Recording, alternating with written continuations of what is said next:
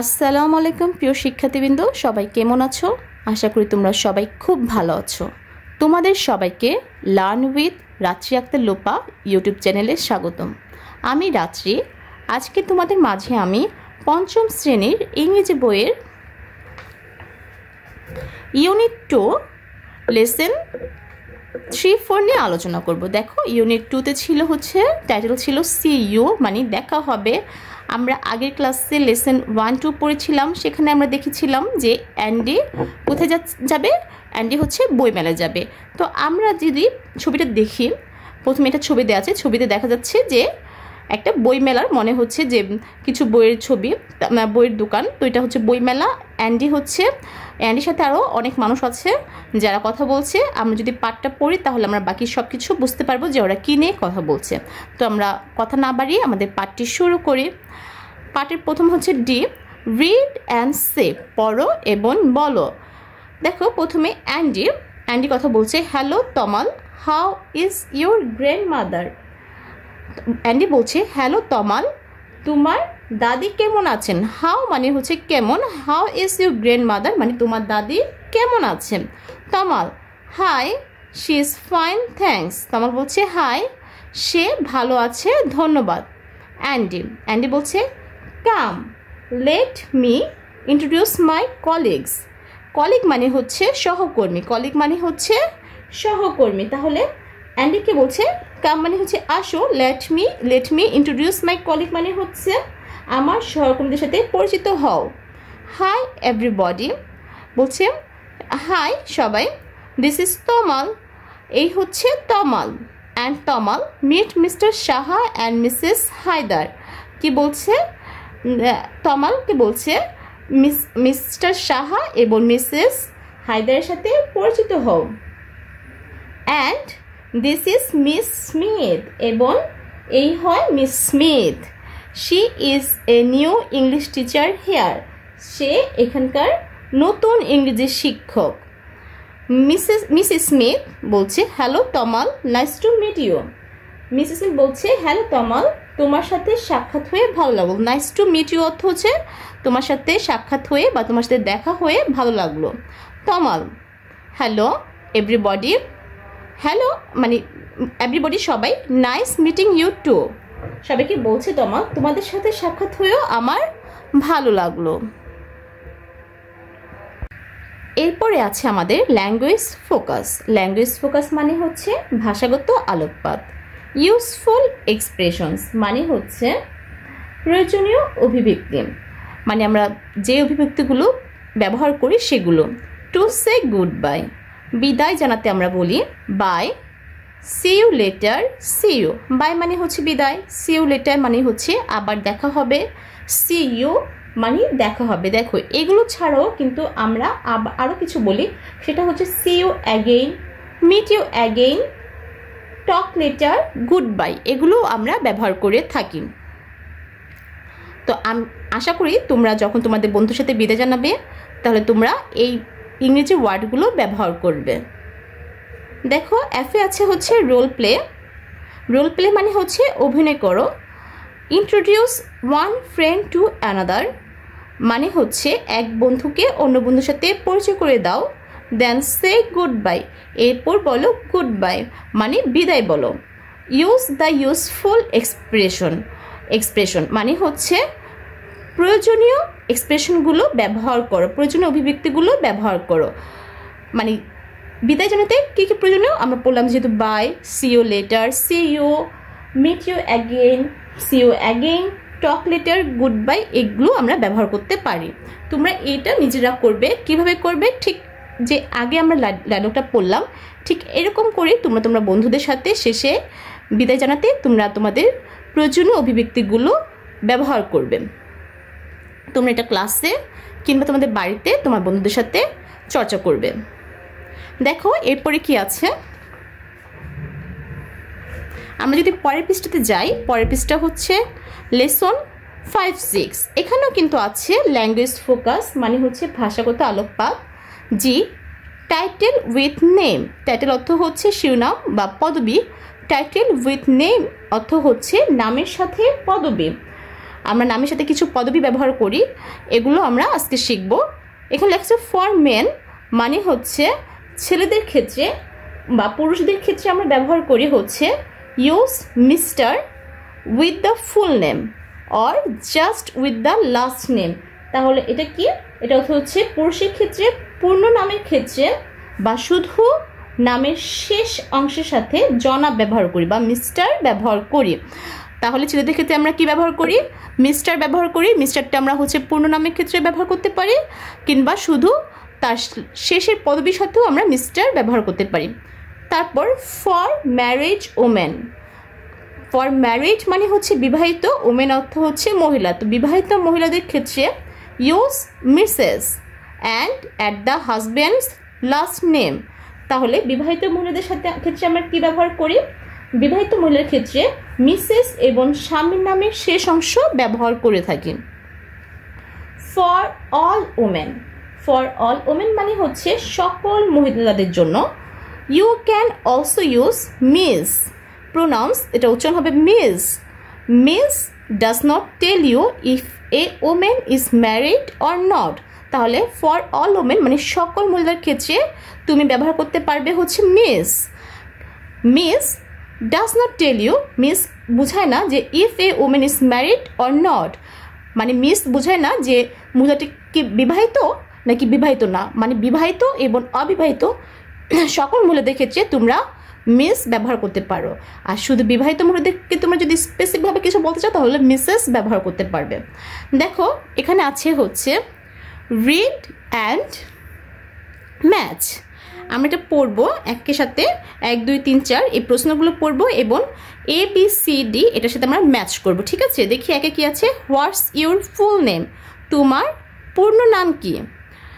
How, 2 আছে how do you spell your first name, তুমি কিভাবে তোমার প্রথম নাম, স্পেল মানে হচ্ছে বানান করো। স্পেল মানে কি? স্পেল মানে হচ্ছে বানান করা। তাহলে কিভাবে তোমার প্রথম নামটি বানান করো। 3 আছে what's your last name again, what's your last name again মানে হচ্ছে তোমার নামের শেষাংশটি যেন কি। তারপর 4 আছে হচ্ছে 4 আছে হচ্ছে do you have a nick name, তোমার কি কোনো ডাকনাম আছে? নিক নেম মানে হচ্ছে ডাকনাম। আমাদের তো পূর্ণ নাম অনেক কিছুই থাকতে পারে, কিন্তু আমাদের ডাকে অনেকে অনেক কিছু বলে ডাকে। ঠিক আছে, এই ডাকনামকে বলা হয় হচ্ছে নিক নেম। দেখো ইতে আছে ইয়েস ইটস অ্যান্ডি, এতে আছে হ্যাঁ এটা অ্যান্ডি। বিতে আছে স্মিথ, সিতে আছে অ্যান্ড্রিউ স্মিথ, আর ডিতে আছে ANDREW মানে অ্যান্ড্রিউ হচ্ছে এটা বানাম করে দেওয়া আছে। তাহলে আমরা এখন যদি ম্যাচ করি হোয়াটস ইউর ফুল নেম, ফুল নেমটা তাহলে কি হতে পারে? 1 এর সাথে সি হবে, অ্যান্ড্রিউ স্মিথ হবে, 1 এর সাথে C Andrew Smith. How do you spell your first name মানে তোমার নামটি কীভাবে বানাম করো, নামের প্রথম অংশ। তার নামের প্রথম অংশ হচ্ছে অ্যান্ড্রি, অ্যান্ড্রি আমরা বানাম করি ANDREW অ্যান্ড্রি। 3 আছে what's your last name again, তোমার নামের শেষ অংশটার জন্য কি? তাহলে এটা হবে স্মিথ, বিয়ের সাথে হবে, 3 এর সাথে বি যাবে স্মিথ। তারপর 4 আছে do you have a nick name, তোমার কি কোনো ডাকনাম আছে? এটার উত্তর হবে এর সাথে, 4 এর সাথে যাবে A, ইয়েস ইটস অ্যান্ডি, হ্যাঁ এটি হচ্ছে অ্যান্ডি। আশা করি তোমরা ম্যাচ করতে পারবে। তোমরা বুঝে বুঝে পড়বে, বুঝে বুঝে পড়লে তাহলে তোমরা খুব সহজে উত্তর দিতে পারবে, কোনো কিছুই মুখস্থ করার কোনো প্রয়োজন নেই।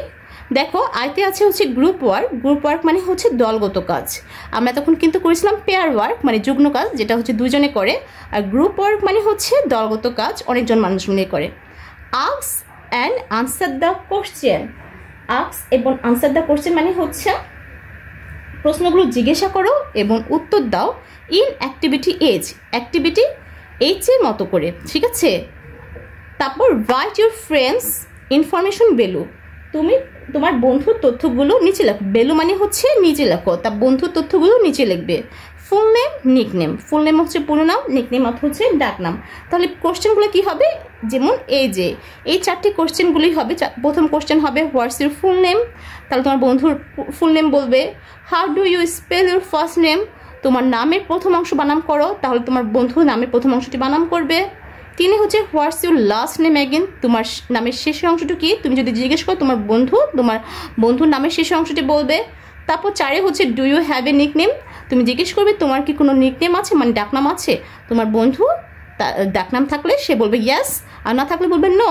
ঠিক আছে, কারণ ডাক নাম এবং আসল নাম একই হতে পারে। তো যদি হ্যাঁ হয় তাহলে উত্তর হবে হ্যাঁ, আর ডাক নামটা বলে দেবে। আশা করি তোমরা বুঝতে পেরেছ। দেখি এরপরে আমাদের কি আছে। ইউনিট 2 লেসন 7-এ আছে হচ্ছে সাউন্ড প্র্যাকটিস। সাউন্ড প্র্যাকটিস মানে হচ্ছে শব্দ ধ্বনি অনুশীলন। সাউন্ড মানে হচ্ছে ধ্বনি, প্র্যাকটিস মানে হচ্ছে অনুশীলন করা বা চর্চা করা। Sound practice 1। আমরা তো অনেক ইংরেজিতে লেটার পড়েছি, সেই লেটারগুলো এক একটা এক এক ধ্বনিতে উচ্চারিত হয়। আমরা যদি সব ধ্বনির লেটারগুলো কোন ধ্বনিতে উচ্চারিত হয় সেগুলো জানি, বুঝতে পারি, তাহলে আমরা খুব সহজেই ইংরেজি কি করতে পারবো, উচ্চারণ সঠিকভাবে করতে পারবো। আসো দেখি এখানে কি আছে। প্রথম আছে look, listen and say. Look মানে দেখো, তারপর লিসেন, লিসেন মানে শোনো, অ্যান্ড সে মানে বলো। দেখো প্রথমে কি আছে, আমরা যদি আগে দেখি এখানে একটা ভ্যান আছে, ভ্যানের উপরে কি আছে, একটা পাখা আছে। দেখো এখানে আছে F. F F is for fan. তাহলে কি হলো, F F F is for fan. F কিসের জন্য, এফ হচ্ছে ফ্যানের জন্য বা পাখার জন্য। এফ মানে এফ উচ্চারণটা ফ্যানের মতো হবে, ঠিক আছে। এরপর হচ্ছে V. V V is for van. তাহলে ভি উচ্চারণটা হবে ভ্যা, মানে ভ্যান। ভি উচ্চারণটা ভর মতো হবে ভ্যান, ঠিক আছে। V for van. তারপর the fan is on the van. তাহলে ফ্যানটি হচ্ছে ভ্যানের উপরে। তাহলে fan is on the van, ঠিক আছে। এরপরে কি আছে, ভাইন। ভিদি ভাইন ভাইন ভাইন। ভাইন অর্থ হচ্ছে আঙ্গুর গাছ, লতার যে আঙ্গুর গাছ সেটা ভাইন। এটা কিন্তু ভিদি উচ্চারণ হচ্ছে vine vine vine. Grapes on a vine. Grapes মানে হচ্ছে আঙ্গুর, আঙ্গুর। ভাইন মানে হচ্ছে আঙ্গুর গাছের মধ্যে। তাহলে গ্রেপস অন এ ভাইন। ভাইনটা কি উচ্চারণ হচ্ছে ভ, মানে ভি দিয়ে কিন্তু হচ্ছে। তোমরা একটু সাউন্ডটা খেয়াল করবে, তোমরা নিজে নিজে প্র্যাকটিস করবে সাউন্ডটা করার সময়, তাহলে তোমরা আরও ভালোভাবে বুঝতে পারবে। দেখো এরপরে আছে হচ্ছে fine. Fine fine. I feel fine. দেখো এখানে ফাইন ফাইন ফ উচ্চারণ হচ্ছে ফাইন। তাহলে এফ থেকে কিন্তু ফাইন হচ্ছে ফাইন। I feel fine. তারপর লেখা I like grapes from the vine. আমি কি করি, ভাইন, এখানে ভাইন। আমি হচ্ছে কি পছন্দ করি, ভাইন লতানো গাছে আঙ্গুর গাছের আঙ্গুর পছন্দ করি, ঠিক আছে। আশা করি তোমরা উচ্চারণগুলো তোমরা বাসায় নিজে নিজে অনেকবার প্র্যাকটিস করবে যাতে তোমাদের উচ্চারণগুলো সঠিক হয়। এখন দেখো কেতে আছে circle the picture that have the sound F. Circle মানে হচ্ছে গোল দাগ দাও, সার্কেল দ্য পিকচার ছবিতে গোল দাগ দাও যেগুলো সাউন্ড, যেগুলো হচ্ছে এফ ধ্বনি দিয়ে উচ্চারণ হচ্ছে, যেগুলোর মধ্যে এফ ধ্বনি আছে সেগুলোর মধ্যে কি করতে বলছে, তোমাদের গোল দাগ দিতে বলেছে। তারপর আন্ডারলাইন। আন্ডারলাইন মানে হচ্ছে নিচে দাগ দাও। আন্ডারলাইন মানে নিচে দাগ দাও, আর সার্কেল মানে হচ্ছে গোল দাগ দাও। Underline the picture that have the sound V.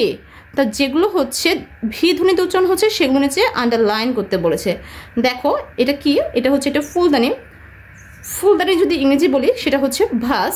ভাস মানে ফুলদানি। তো ভাস ইংরেজিটা কীভাবে হচ্ছে, ভি দিয়ে হচ্ছে ভাস। তাহলে এখানে কি বলতে হবে, ভি দিয়ে উচ্চারণ হলে আন্ডারলাইন করতে হবে। আমরা এখানে আন্ডারলাইন করে দিব। তারপর দেখো এটা ফিশ। ফিশ কি ধ্বনিতে হচ্ছে, এফ। এফ ধ্বনিতে ফিশ হচ্ছে, তাহলে আমরা এখানে কি করব, সার্কেল করব। এফ ধ্বনি থাকলে কি করব আমরা, সার্কেল মানে গোল দাগ দিব। এখানে আমরা গোল দাগ দিব, মাছে দিব গোল দাগ, মানে ফিশ, ফিশ গোল দাগ। এরপর দেখো এটা কি, এটা হচ্ছে ভেজিটেবল। ভেজিটেবল ভে, তাহলে ভি উচ্চারণ হচ্ছে, ভি সাউন্ড হচ্ছে। তাহলে ভি সাউন্ডের জন্য আমরা কি করব, ভি সাউন্ডের জন্য আমরা আন্ডারলাইন করব। তাহলে এই ভেজিটেবল আন্ডারলাইন হবে, ভাস আন্ডারলাইন হবে, ভি সাউন্ড হলেই আন্ডারলাইন। এরপর দেখো এটা হচ্ছে কি, এটা একটা হাতি, ইংরেজি হচ্ছে এলিফ্যান্ট। এলিফ্যান্ট। এখানে কিন্তু একটা এফ ধ্বনি আছে। এফ ধ্বনি থাকার জন্য আমরা এখানে কি করব, এখানে হাতিকে আমরা এলিফ্যান্ট, এখানে আমরা একটা সার্কেল করব, ঠিক আছে। আশা করি তোমরা সাউন্ডগুলো চিহ্নিত করতে পারবে। তোমরা বাসায় নতুন নতুন ওয়ার্ড নিয়ে সাউন্ডগুলো চিহ্নিত করার চেষ্টা করবে। আর আজকের পার্টটি এই পর্যন্তই। ভিডিও ভালো লাগলে অবশ্যই লাইক কমেন্ট শেয়ার করবে। পরবর্তী ভিডিওতে তোমরা কি দেখতে চাও আমাকে অবশ্যই কমেন্টস করে জানাবে। আর আমার চ্যানেল যদি তোমরা নতুন হয়ে থাকো তাহলে অবশ্যই সাবস্ক্রাইব করে আমার পাশে থাকবে। আর ধন্যবাদ সবাইকে। সবাই ভালো থাকো, সুস্থ থাকো। আল্লাহ হাফেজ।